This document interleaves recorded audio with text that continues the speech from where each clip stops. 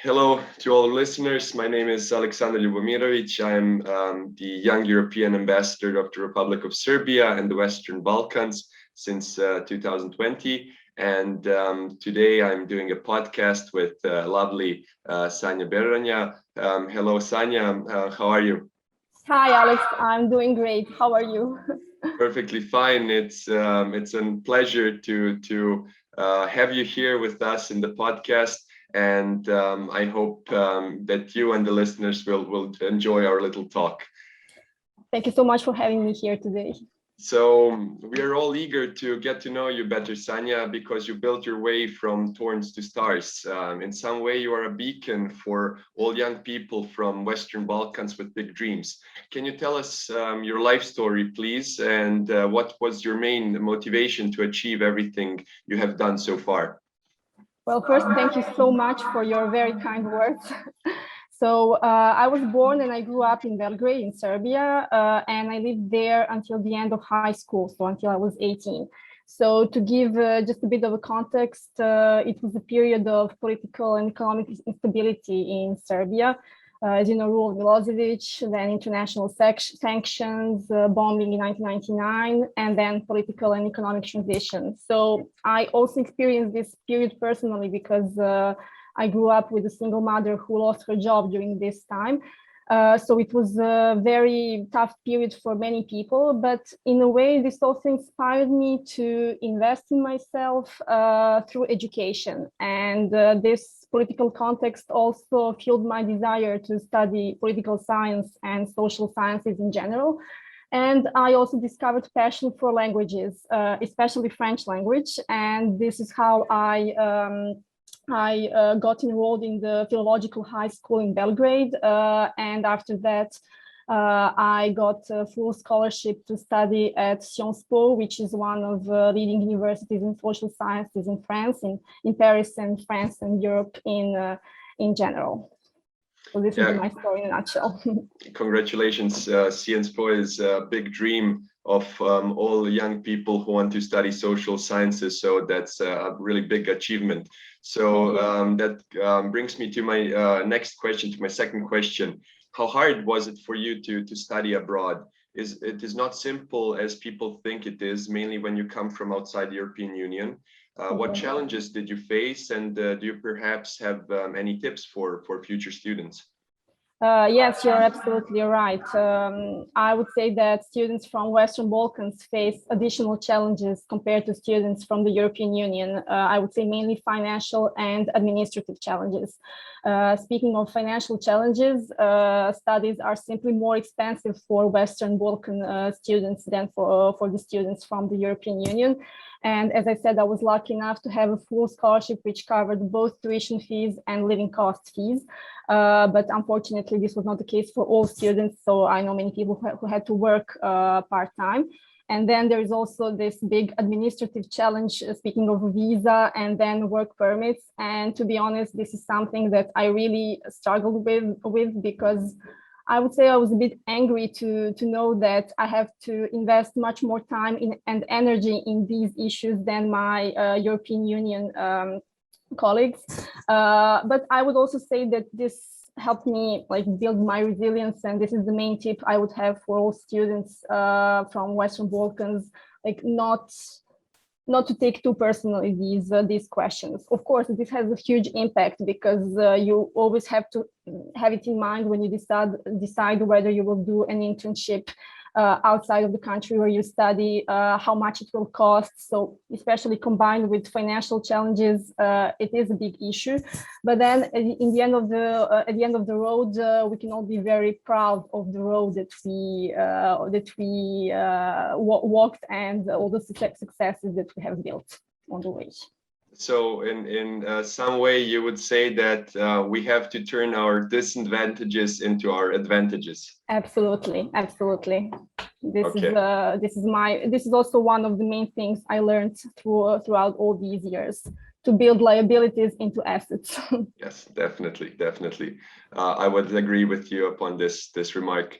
So yes, when we talk about studying abroad, there is a big, obviously a big topic, which is in plain sight.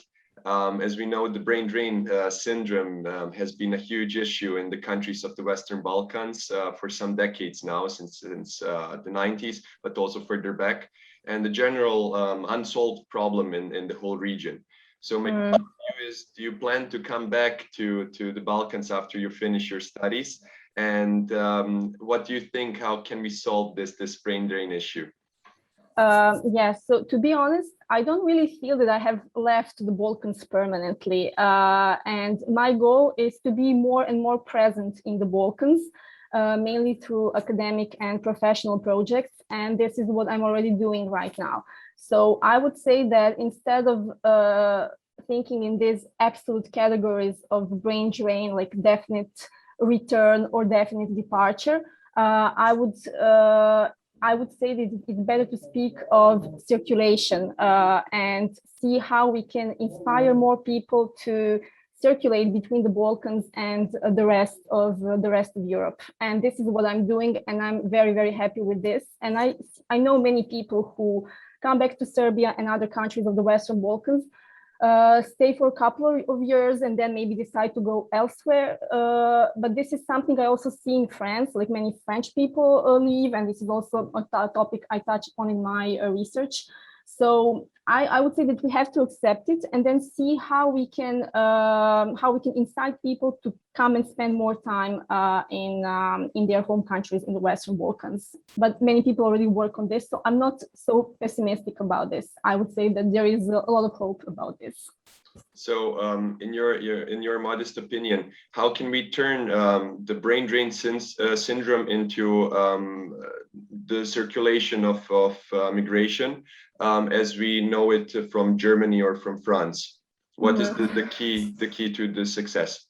I would say professional opportunities, creating projects and networks that will help connect people from the region and give them opportunity to come back. Because when we go abroad, we build networks abroad, but in the same time, we lose network that we have in our home countries, or simply we're too young to have professional networks at the age of 19 or 20. So it is important, like, to build professional networks, and I would say the organization of students or organization of Serbian students abroad is an opportunity and has such initiatives to do internships or like short projects, which then can turn into like longer projects, and which would like give a sense of working opportunities in Western Balkan countries to students who have left those countries but still feel very attached to them. So I would say that professional opportunities are the key solution to the brain drain problem. Absolutely, yes, absolutely. So you already mentioned one part of my next question. Maybe the listeners don't know, but you and I, we go further back and we know each other from before. You were also an active member of, as you already mentioned, the Organization of Serbian Students Abroad and our international branch in France. The organization, which is also currently led by me until this Friday. So how did this organization, how did the Organization of Serbian Students Abroad form you as a person? And did it help you during your studies in France when you had to move to France? Did it help you to connect to other Serbian students also in Paris? So yeah, your remark on that. Yes, so yeah, this was a beautiful and very useful experience on several levels. The first one is a very practical level. Speaking of all these challenges faced by Western Balkan students, like financial and administrative challenges, it was so good to have an opportunity to connect with other students who face similar issues and talk to them, exchange information, find solutions for some problems.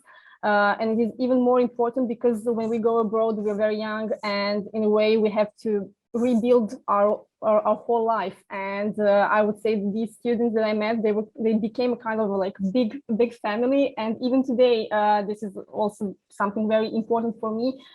These students are, which some of them are today alumni, like myself.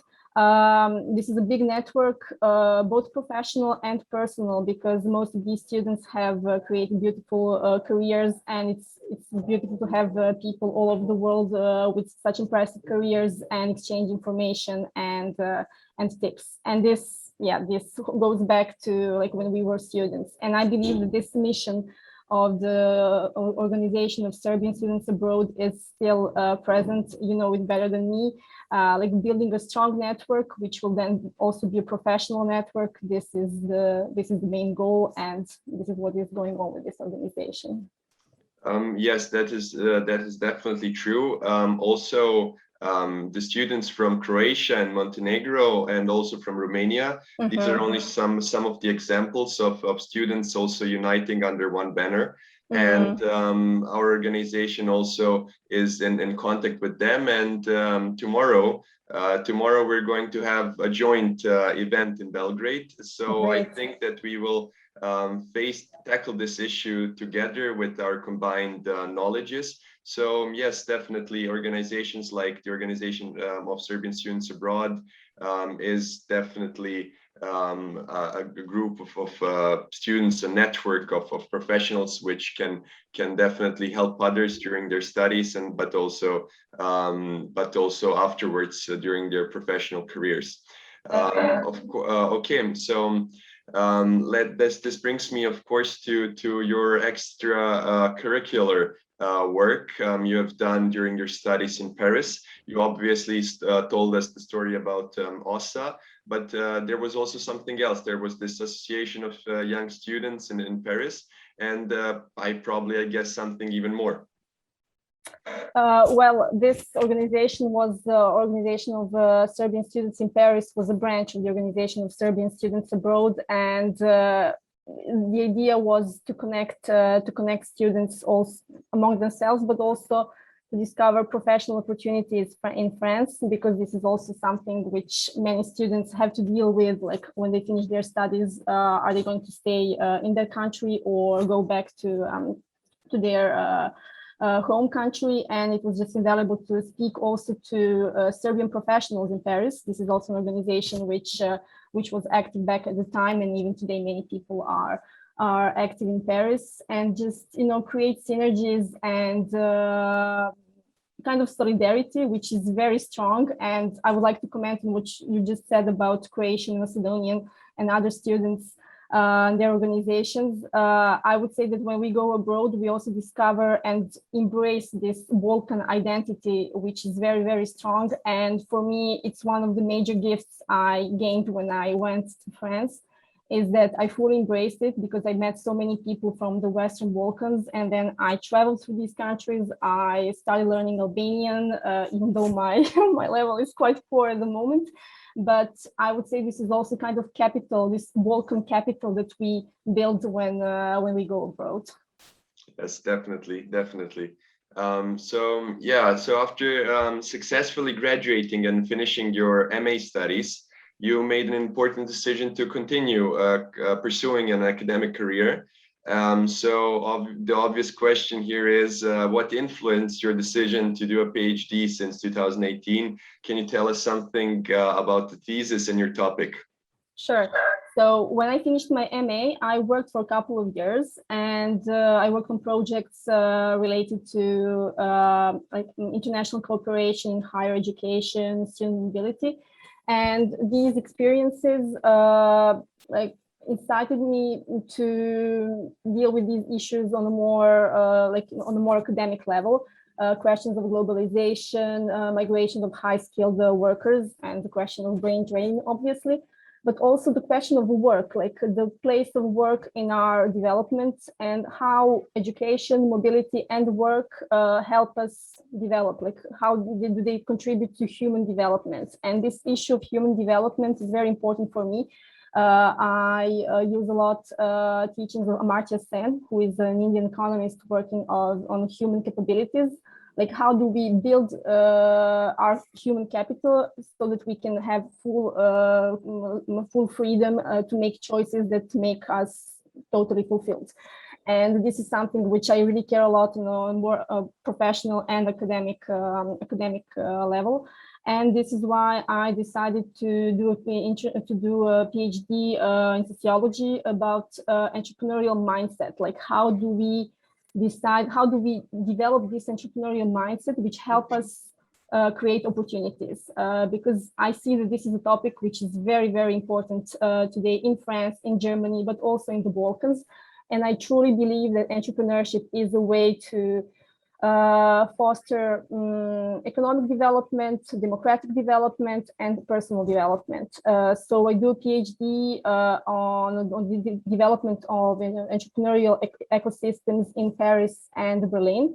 I focus on startup ecosystem because they are very active in these cities. And for me, this is a great inspiration also for the Balkans. And after my PhD, I plan to work in academia, like in research, but also to be active in the ecosystem, both in France, Germany, and hopefully in the Balkans. I would really like to invest in the Balkans because there are many interesting projects developing in the region.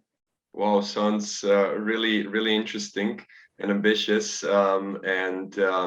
Yeah, so you have been doing your PhD since 2018, and last year, obviously, we had huge problems with the outbreak of the pandemic of COVID-19. So I would like to ask you, how did this worldwide pandemic influence your PhD studies? You told us that you're doing your PhD in both in Paris and in Berlin.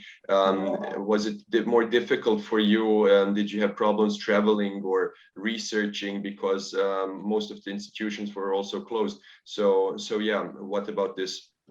Yes, it did impact indeed. At some point, I was unable to meet the people that I would like to interview, so we moved online, which in a way helped me like move on with my research. But I would say that it did impact the quality because it is not the same thing like to meet in person or to meet everyone online. But I'm also grateful that this Paris-Berlin axis, I would say, was not so impacted. This is what the European Union is really good about, is that despite these circumstances, we could still travel between two cities, of course, with more obstacles like PCR tests, etc. But still, it was not completely stopped, and it was more also on a personal level that at some point we all felt isolated. I was unable to go to the center Mark Block where I work in Berlin, but I would say that I could continue, but in very different circumstances, and in a way I lost a bit of touch of this Paris and Berlin contact because I was at home with my laptop all the time. Yes, it has been difficult for all of us. The whole educational system has transformed, Yes. and I think we still are getting used to it. So Yes. of course we all do certainly hope that everything is going to be as it was before the outbreak of COVID-19. Yes. So to one of your major successes during the studies, during your MA studies, you finished as cum laude. So what was the feeling knowing that you finished among the very best in your generation?